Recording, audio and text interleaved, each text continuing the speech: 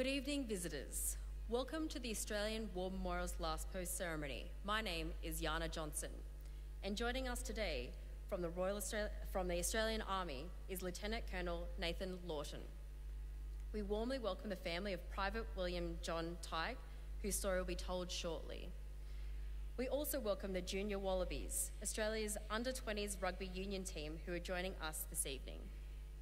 We welcome the veterans who have served, those that are still serving, and the families that support them. We acknowledge the members of RSL and Services Clubs Association, RSL Victoria, and RSL Queensland, who are watching the broadcast of this ceremony across Australia. During the ceremony, wreaths will be laid at the base of the pool of reflection by family and visitors to the memorial. Please stand and join in singing the national anthem.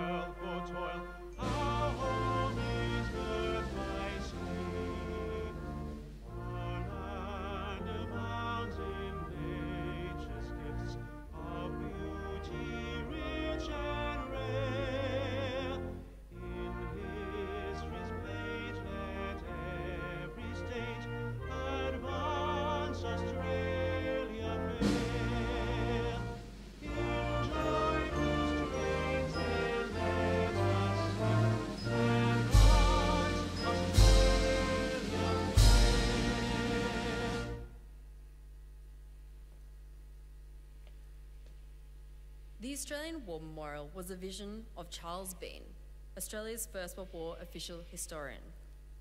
Bean landed with the Australian troops on Gallipoli and stayed with them at the front through to the end of the war. The idea of this national memorial and museum came to him at Pozières, France, in the depths of the bloody fighting of 1916. Bean's idea was that this would be a place where families and friends could mourn loved ones buried in faraway places. It would also be a place that could help all Australians understand what these men and women had endured and what they had done for us. Bean's vision, to which we remain true, is best expressed as inscribed in the entrance to the memorial's galleries. Here is their spirit, in the heart of the land they loved. And here we guard their record, which they themselves made.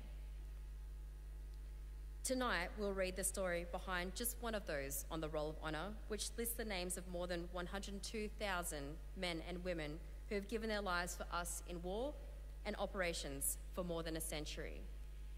But first, we present a lament, Flowers of the Forest. Wreaths or floral tributes will now be laid at the base of the pool of reflection.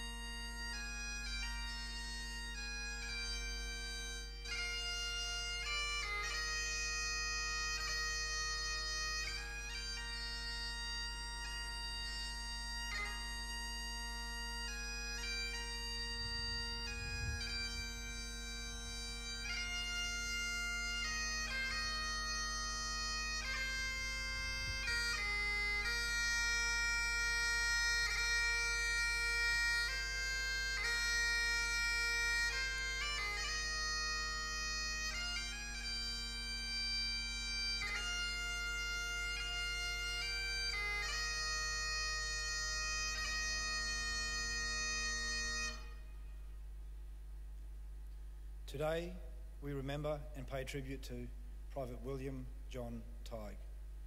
William Tighe was the eldest son of Alfred and Elizabeth Tighe of Marrickville, Sydney. He was educated at Petersham Superior Public School and went on to work as a labourer.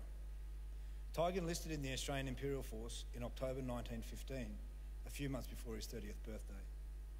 He had obviously had a serious accident in the past, as his enlistment papers note that his right cheek was very scarred and that he had scars on his back, shoulder and abdomen.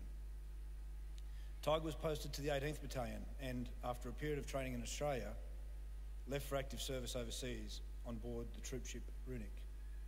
He arrived in Egypt at the end of February 1916 and was there for just a few days before embarking for France in order to fight on the Western Front. Tighe spent some weeks serving with an entrenching battalion before joining the 18th Battalion in the front line near Pozières on the 4th of August 1916. When the battalion left the front line the next day, Private Tighe was unaccounted for.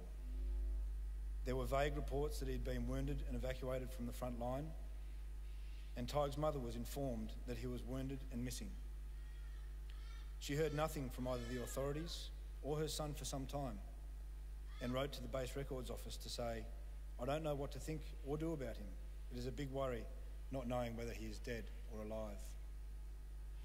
The first clue to Private William Tighe's fate came in the form of a parcel delivered to his parents, marked "Deceased Soldier's Effects."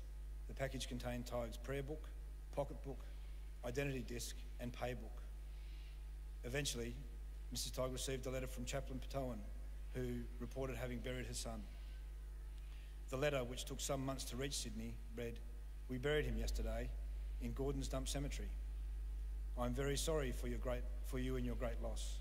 Your son has died in a righteous cause and God will reward him for his sacrifice."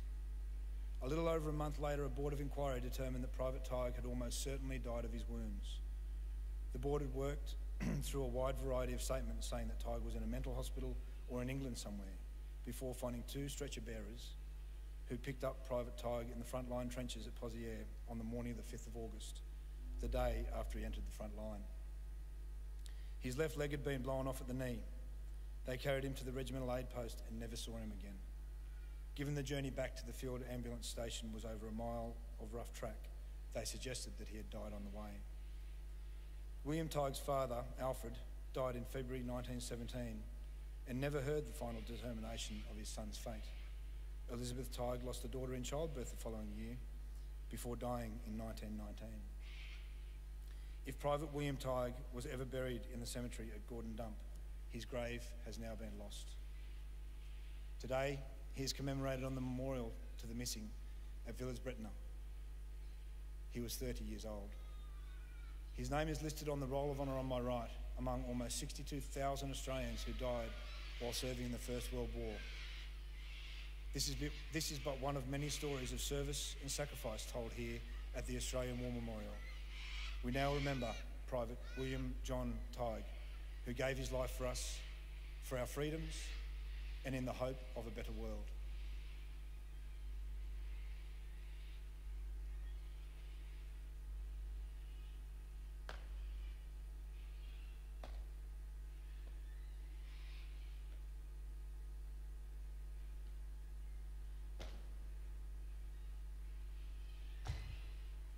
They shall not grow old as we that are left grow old. Age shall not weary them, nor the years condemn. At the going down of the sun and in the morning, we will remember them.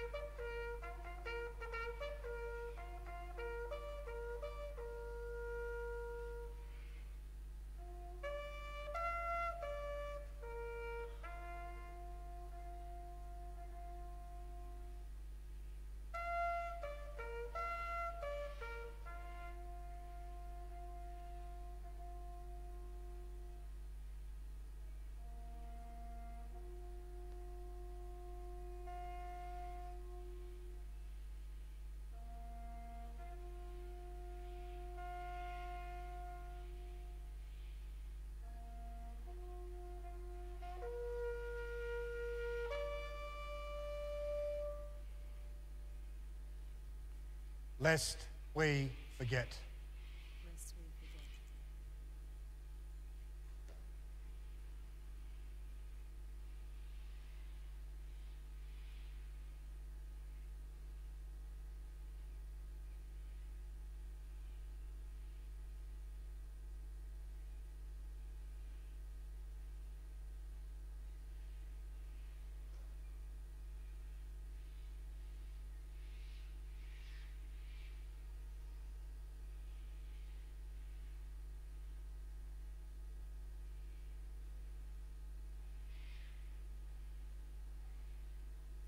We leave you this evening with the words of the memorial's founder, Charles Bean.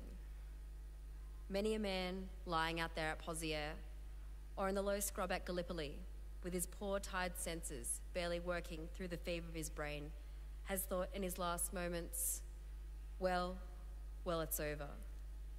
But in Australia, they will be proud of this. Ladies and gentlemen, girls and boys, that concludes the last post ceremony. We thank you for visiting the Australian War Memorial and we wish you a very good evening.